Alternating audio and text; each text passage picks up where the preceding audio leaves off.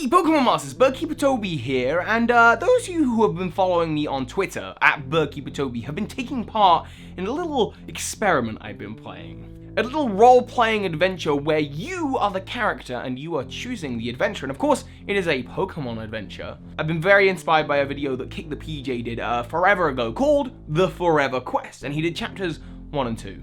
This was a series where he did a number of polls on Twitter taking people on an adventure, and I have been doing the exact same with you. Taking you on your Pokemon adventure, you have been voting. The voting periods last from anywhere from half an hour to an hour, and those of you who are seeing the tweets or have Twitter notifications turned on are seeing them and voting and engaging. So let's do chapter 1. Where exactly has it taken you thus far? So, it is the first day of your Pokemon adventure, but your mum has told you to go to sleep. What are you gonna do?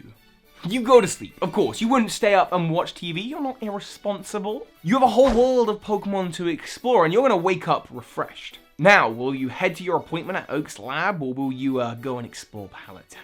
Playing it safe, of course. You're gonna go to your appointment at Oak's lab, of course. Where else would you get your first Pokemon? That said, you get to the door and you're greeted by someone, a girl your age with green eyes.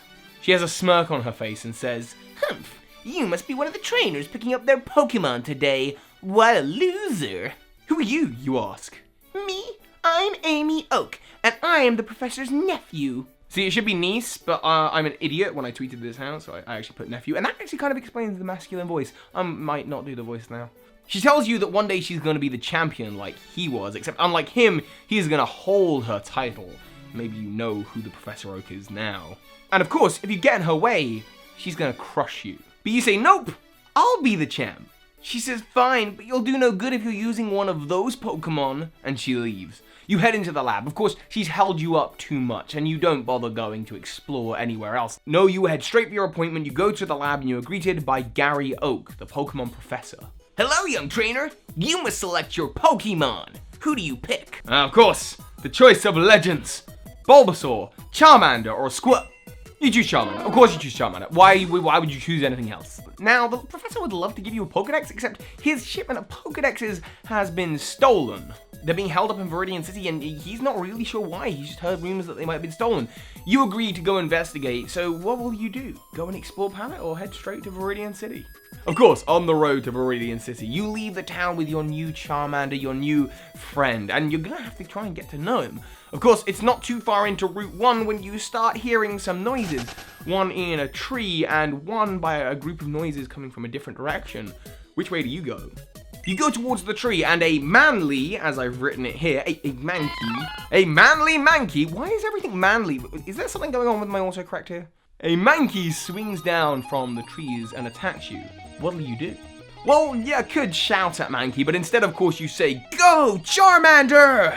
You throw the Pokeball into the air for the first time and feel the exhilaration as Charmander leaves it and comes onto the field. Now, you're not really sure what you're doing here, but you know Charmander knows some Fire-type moves, so you command it to use Ember.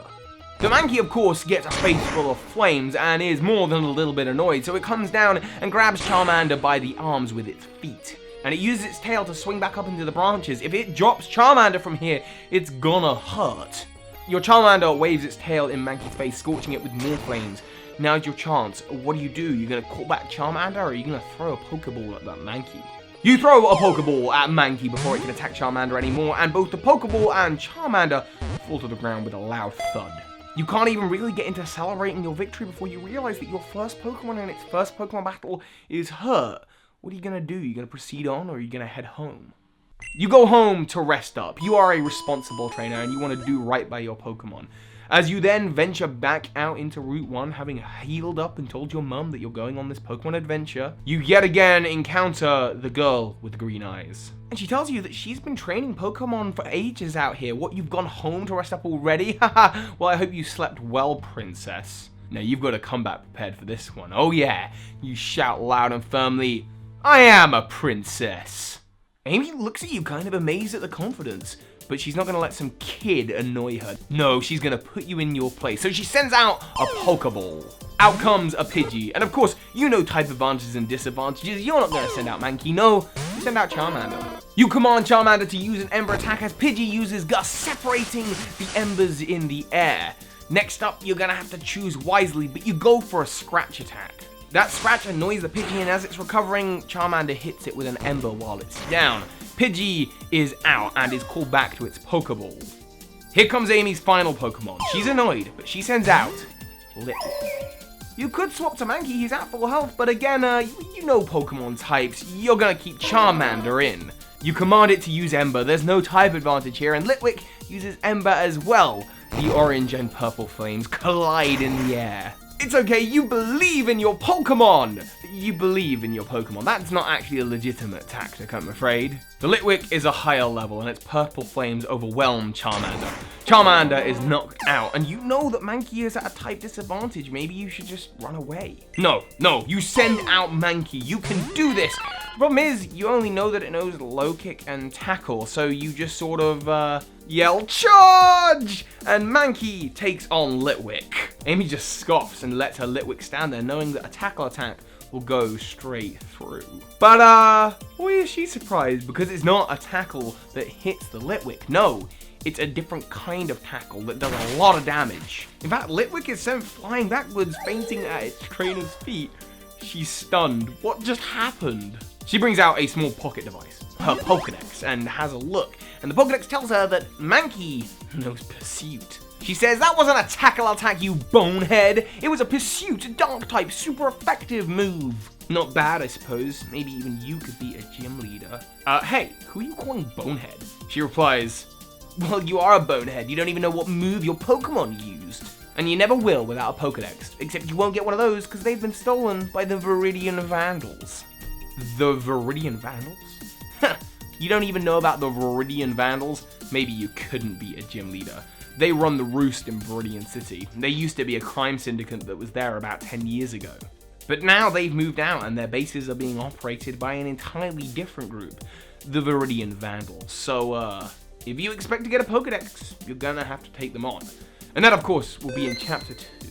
The Viridian Vandals and the gym battle. But that is upcoming. If you would like to take part in this Twitter adventure, if you like this video, you want to see more of this is just like a fun little thing. If you'd like to see more, make sure you're following me on Twitter and let me know. Do you enjoy this? You want to do more of this together? And with that, soar high, Pokemon Masters. Thank you so much to those of you who support this channel on Patreon. You allow this channel to keep on existing. So thank you to those of you who support. Links are below. And thank you to the big patrons of the month, Andros Le Fay, Elizabeth Collins, and Domino Thief, as well as the Poke Myth of the month, Go With The Flow. Thank you.